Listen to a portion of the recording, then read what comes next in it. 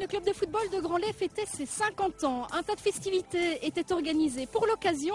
Un anniversaire royal qui était fêté comme il se doit. Un signe, livre, maillot, affiche. Pas de doute, le foot était bien à l'honneur à Grandlay le week-end dernier. Petite nouveauté pour la région, une bourse de foule et de cyclisme était organisée dans le cadre des festivités du 50e anniversaire. Une animation qui complétait un programme de 4 jours, placé sous le signe de la fête. Il fallait bien marquer le coup. Âgé maintenant de 50 ans, le club de foot de Grandlay devient royal.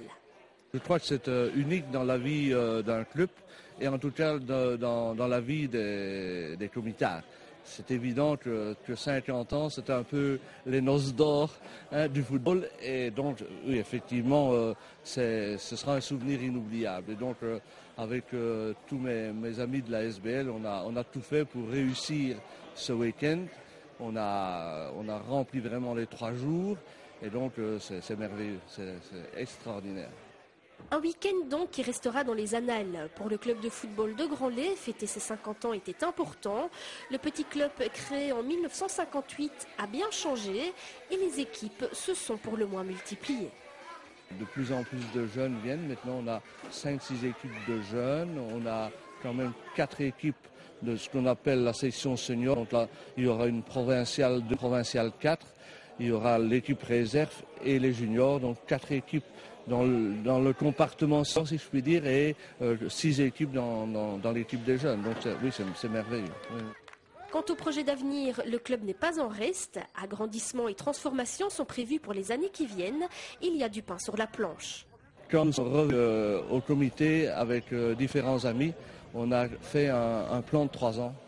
Un plan de 3 ans, non seulement sur le plan sportif, mais sur le plan des infrastructures.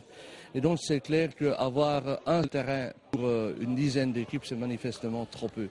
Donc on a axé notre plan sur la première année vraiment nouveau terrain. Et donc hier, on a commencé vraiment le nouveau terrain là-bas au-dessus du talus du terrain principal.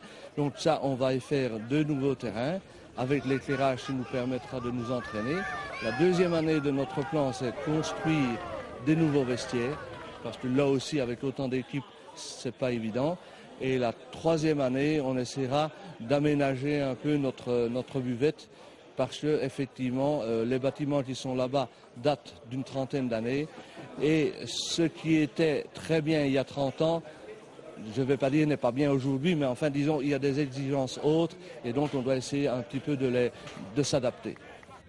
Voilà qui promet donc encore de belles heures au désormais Royal Football Club Grandlay. La saison 2007-2008 a été remarquable au niveau des résultats, même si l'équipe première ne montera pas en P1. Qui sait, ce sera peut-être pour l'année prochaine.